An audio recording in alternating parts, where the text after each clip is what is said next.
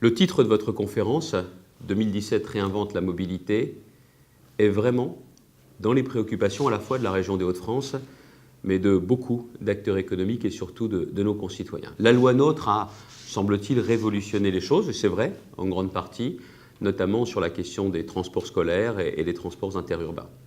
Beaucoup de changements, des inquiétudes, des questions légitimes, mais des réponses que souhaite apporter la région des Hauts-de-France. Je sais aussi que ce sont les régions fusionnées qui parfois monopolisent le plus l'attention, mais nous sommes bien décidés à réussir cette transformation qui doit se passer sans incidence, sans conséquence, sans perte d'efficacité, notamment pour l'usager et plus largement sur l'ensemble des acteurs du transport, notamment ceux que vous êtes.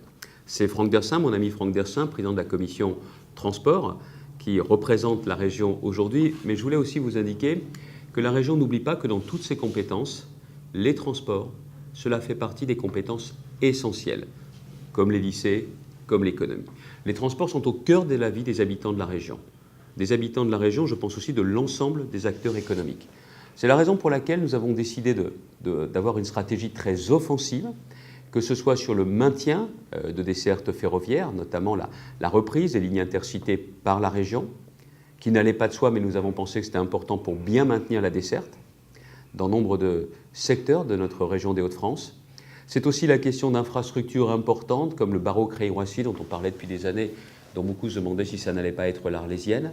C'est aujourd'hui en passe de devenir réalité, grâce notamment à la mobilisation de tous les acteurs, mais de la région des Hauts-de-France, évidemment. Et puis il y a aussi un certain nombre d'autres facilités, les passes transport que nous mettons en place, de nouvelles initiatives sur le covoiturage. Et je le dis aussi parce que la région, c'est la métropole lilloise, mais pas que la métropole lilloise. Nous avons des défis à relever en commun, et là, la région ne peut pas tout. Et nous avons tout un travail partenarial à mener, notamment avec la métropole européenne de Lille, mais aussi, clairement, avec le monde économique. Ces défis de la mobilité sont essentiels. Bien souvent, ces secteurs-là, ces domaines-là ne sont pas considérés comme prioritaires dans les grands discours politiques nationaux. C'est bien dommage. C'est une erreur.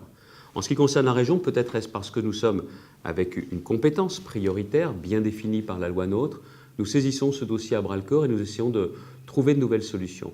Ce que j'attends notamment du compte-rendu de votre conférence, c'est aussi peut-être des pistes, peut-être un peu des aiguillons, des remises en question, parce que je crois que les élus ne doivent pas rester dans le confort des habitudes, mais se mettre clairement à la place de ceux qui utilisent les moyens de transport tous les jours.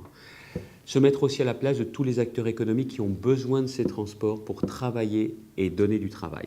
Et c'est cette nouvelle approche que je veux porter, et c'est à partir de cette nouvelle approche que j'espère qu'à l'issue de cette conférence, nous aurons de nouvelles pistes d'action pour pouvoir prolonger avec celles et ceux qui sont présents aujourd'hui.